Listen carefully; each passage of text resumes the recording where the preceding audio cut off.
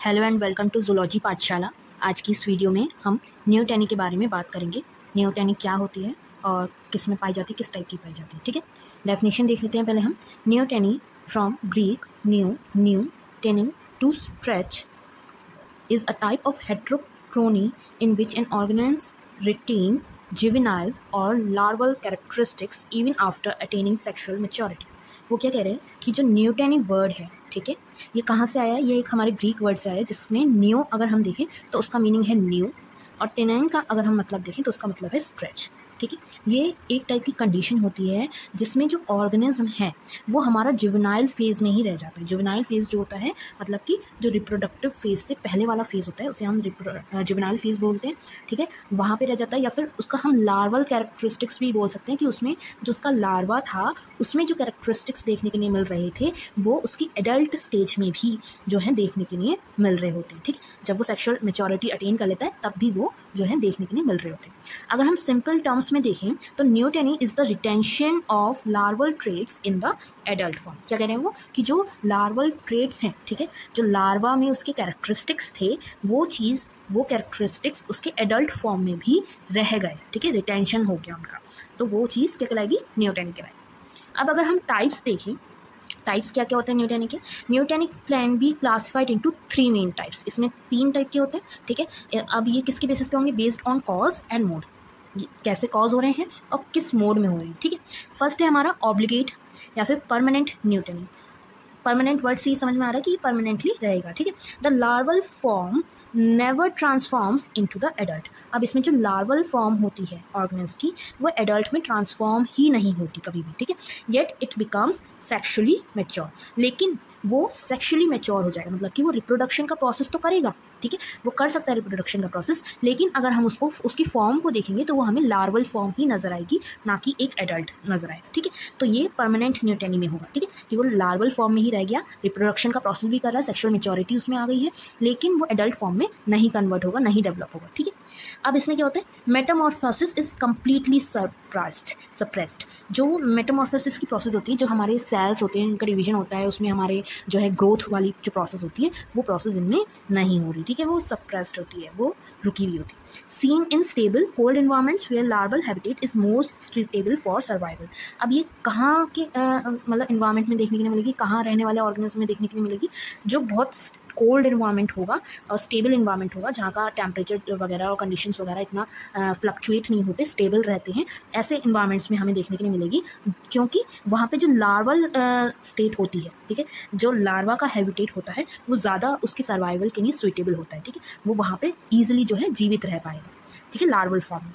तो ये थी हमारी ऑब्लिगेट न्यूटैनी। ठीक है, अगर हम इसके एग्जाम्पल्स देखें तो ये हमारे नेक्टरस, जो हम मड पपी भी बोल सकते हैं उसको, ठीक है, नॉर्मल नेम में, और प्रोटियस एंग्यूनिस में देखी जाती है, जिसे हम केव सैलमेंडर बोलते हैं। ठीक है, अब अगर हम सेकंड टाइप के बारे में, टेम्पररी में, कभी आपका लार्वल फॉर्म और फिर उसके बाद वो एडल्ट फॉर्म में भी चला जाएगा लार्वल के ट्रेट्स में। ठीक है, अब ये कैसे हो रही है? ये ऑकर हो रही है अनफेवरेबल एनवायरमेंटल कंडीशंस की वजह से।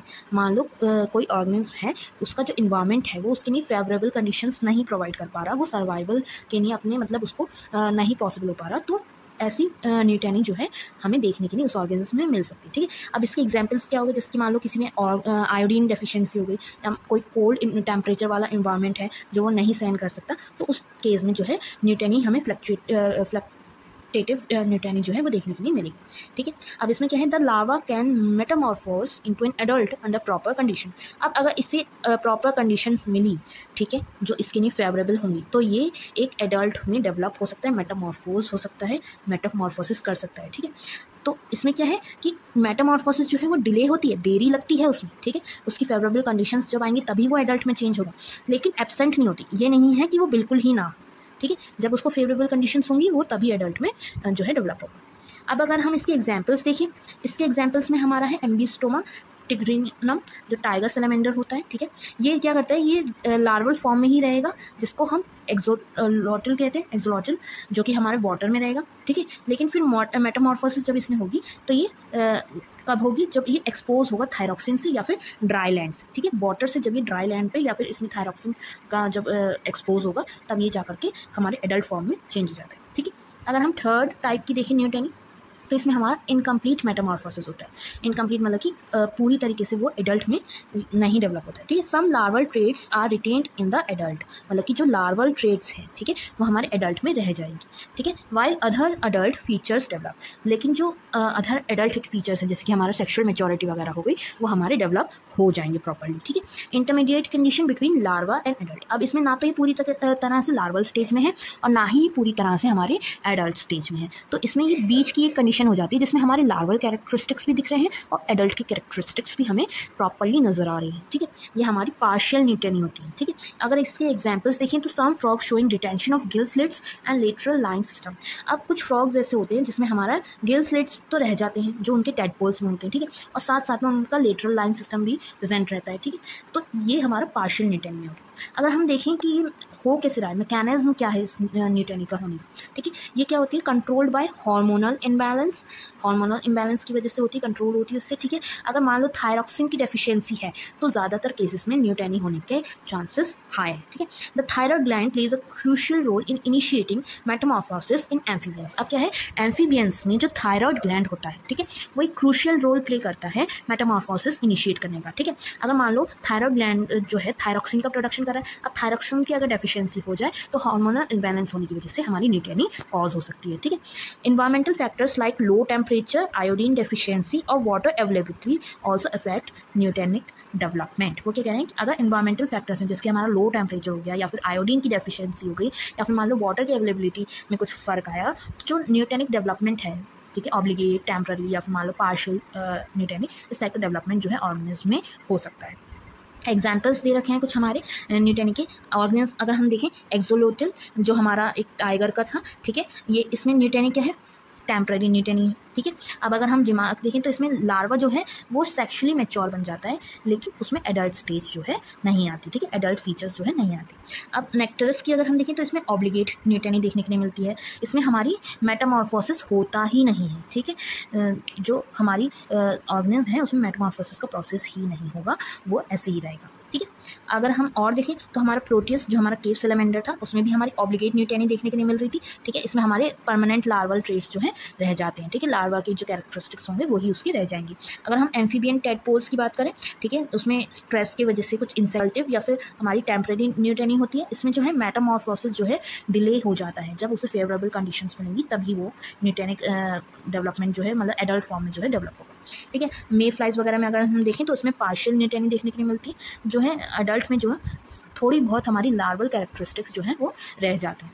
अब अगर हम सिग्निफिकेंस की बात करें कि न्यूटेनी का सिग्निफिकेंस क्या है, ठीक है, तो इकोलॉजिकल सिग्निफिकेंस अगर हम देखें तो ये ऑर्गेनिज्म को हेल्प करेगी उनके लार्वल नीचेस को एफिशिएंटली एक्सप्लॉइट करने के लिए। मान लो कि वो जिस हैबिटेट में रह रहा है लार्वल फॉर्म में वो उसके लिए सुइटेबल है, उसको ज़्यादा फ़ायदा हो रहा है, तो न्यूटेनी की वजह से वो उस इन्वायरमेंट का, उस हैबिटेट का, उस नीश का जो है अच्छी तरीके से फ़ायदा उठा पाते हैं अपने ग्रोथ वगैरह में, अपने रिप्रोडक्शन प्रोसेस वगैरह में, ठीक है। जब उसके फेवरेबल कंडीशंस होंगे तो वो तब उस हिसाब से अपने डेवलपमेंट करेगा, ठीक है। अब इसमें क्या होता है, सेकंड क्या है, avoid risk and energy cost of Metamorphosis. अब इसमें रिस्क भी कम हो जाते हैं और जो हमारी एनर्जी कॉस्ट होगी, ठीक है, एनर्जी लगेगी उस ऑर्गेनिज्म की मेटामॉर्फोसिस का प्रोसेस करने के लिए और एक एडल्ट में ट्रांसफॉर्म होने के लिए, वो भी बच जाती है, ठीक है। अगर हम इवोल्यूशनरी सिग्निफिकेंस देखें तो neoteny can result in the origin of new species. जो नई स्पीशीज़ है, एक पुरानी स्पीशीज़ से एक नई स्पीशीज़ भी इसमें बन सकती है रिजल्ट के द्वारा, ठीक है। इसको हम पीडोमॉर्फोसिस बोलते हैं, ठीक है। क्या बोलते हैं, paedomorphosis. It's suppose theory of paedomorphic evolution. अब ये जो न्यूटेनी है तो ये पीडोमॉर्फिक इवोल्यूशन जो एक नई स्पीशीज़ बन रही है, ठीक है, उसको भी सपोर्ट करती है, ठीक है। इसमें क्या होता है, जो एडल्ट होता है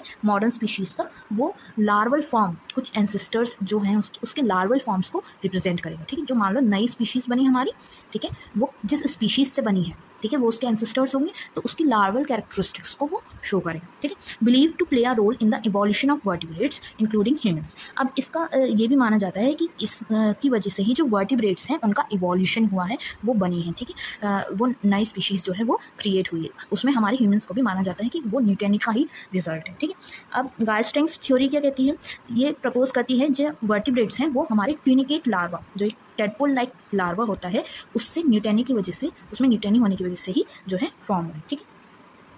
नेक्स्ट देख लेते हैं, अगर हम न्यूटेनी और पेडोजेनेसिस की देखें तो फीचर्स क्या क्या हैं, ठीक है।